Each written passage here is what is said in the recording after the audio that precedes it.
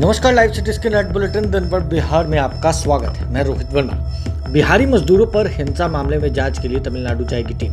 CM Nitish का DGP को आदेश। पूर्व सांसद मीना सिंह ने जेडीयू से दिया इस्तीफा। बोली नीतीश कुमार ने जेडीयू को डुबो दिया। विधानसभा में तेजस्वी यादव और विजय सिन्हा हुए आमने सामने, बॉयकॉट कर गई बीजेपी।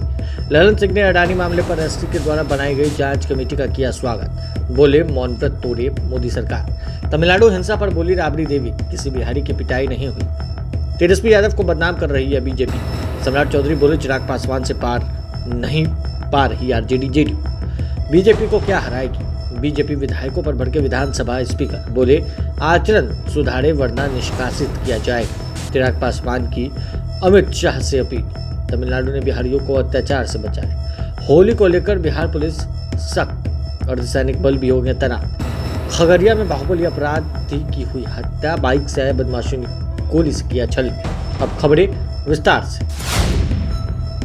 बिहारी मजदूरों पर हिंसा मामले की जांच के लिए तमिलनाडु एक टीम जाएगी। सीएम नीतीश ने डीजीपी को आदेश दिया है। तमिलनाडु में बिहारी मजदूरों से हिंसा के मामले में बिहार विधानसभा में शुक्रवार को लगातार दूसरे दिन हंगामा हुआ।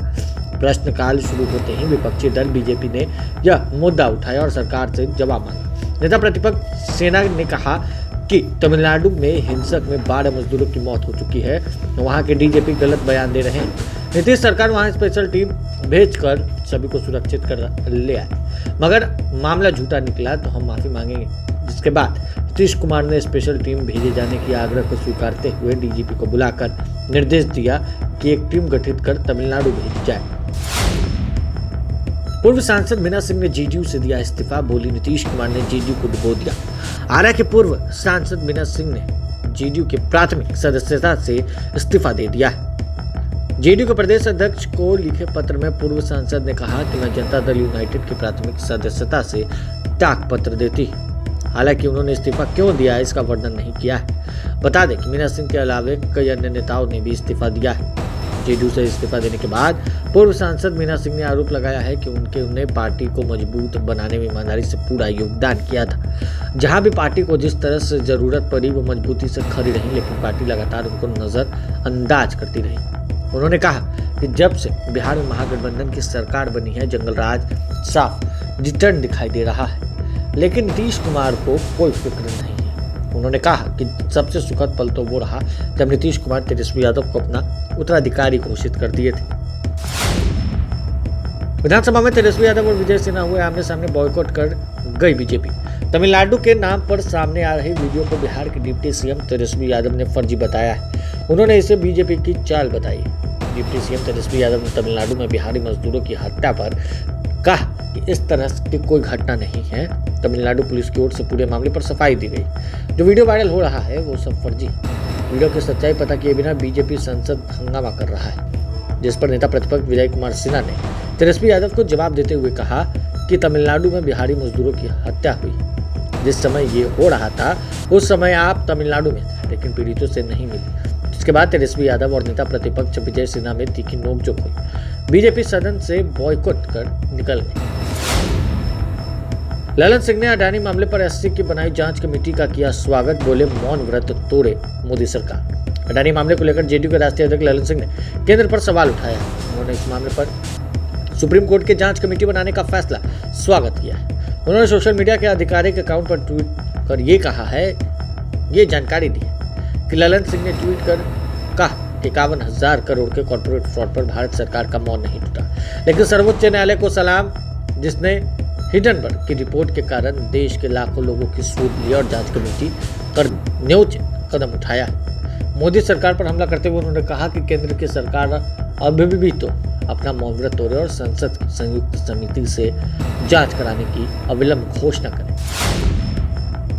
तमिलनाडु हिंसा पर बोली राबड़ी देवी, किसी बिहारी की पिटाई नहीं हुई। तेजस्वी को बदनाम कर रहे हैं बीजेपी।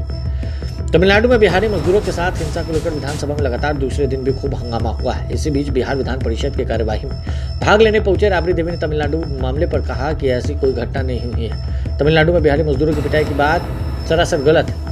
वहां किसी की पिटाई नहीं हुई। मजदूरों के आपस में कुछ लड़ाई हुई थी, उसके भी लेकर बीजेपी अफवाह फैला रहा है।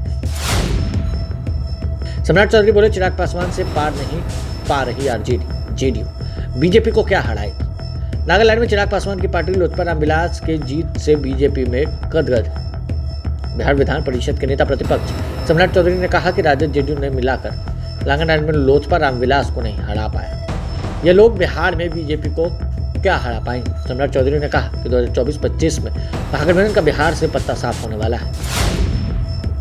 बीजेपी विधायकों पर भड़के बिहार विधानसभा के स्पीकर बोले, आचरण सुधारे वरना निष्कासित किया जाएगा। बिहार विधानसभा में शुक्रवार को विपक्षी नेताओं ने जमकर हंगामा किया, जिसको लेकर स्पीकर नाराज हो गए। विधानसभा में विपक्षी विधायकों को चेतावनी दे डाली। इस दौरान स्पीकर अवध बिहारी चौधरी ने बीजेपी के विधायक जीवेश कुमार, जनक सिंह, प्रमोद कुमार, लखेंद्र पासवान को चेतावनी देते हुए कहा कि वो अपना आचरण सुधारे वरना सदन से निष्कासित करने का फैसला लिया जाएगा। बता दें कि हंगामे के चलते विधानसभा की कार्यवाही सोमवार 6 मार्च सुबह 11 बजे तक स्थगित कर दी गई। वहीं बीजेपी विधायकों को स्पीकर से मिली चेतावनी पर विपक्ष के नेता और बीजेपी विधायक विजय कुमार सिन्हा ने कहा कि स्पीकर को अपनी गरिमा पर ध्यान देना चाहिए। सत्ता पक्ष में बैठे लोगों को अपना आचरण सुधारने की जरूरत है। बीजेपी जनता के सवाल उठाना जारी रखेगी। हम धमकी के आगे झुकने वालों में से नहीं।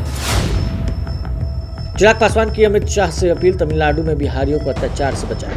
तमिलनाडु में बिहार मूल के लोगों पर हुए कथित हमले को लेकर लोजपा रामविलास के प्रमुख चिराग पासवान ने केंद्रीय गृह मंत्री को चिट्ठी लिखकर बिहारियों की सुरक्षा सुनिश्चित करने की अपील की। उन्होंने गृह मंत्री अमित शाह को लिखे पत्र में कहा है कि पिछले 2 दिनों से लगातार सोशल मीडिया और समाचार के माध्यम से तमिलनाडु में रह रहे बिहारियों पर अत्याचार की खबरें सामने आ रही है। कई विचलित करने वाली तस्वीरें भी सामने आई, परंतु तमिलनाडु का स्थानीय प्रशासन इन खबरों को भ्रामक बता रहा है। बिहार में रह रहे बिहारियों का विश्वास मुख्यमंत्री नीतीश कुमार खो चुके हैं, जिसकी वजह से दूसरे प्रदेश में रह रहे बिहारियों को भी अब उनसे कोई उम्मीद नहीं है। ऐसे में सारे बिहारियों को केंद्रीय गृह मंत्री होने के नाते आपसे सुरक्षा की उम्मीद रखते हैं।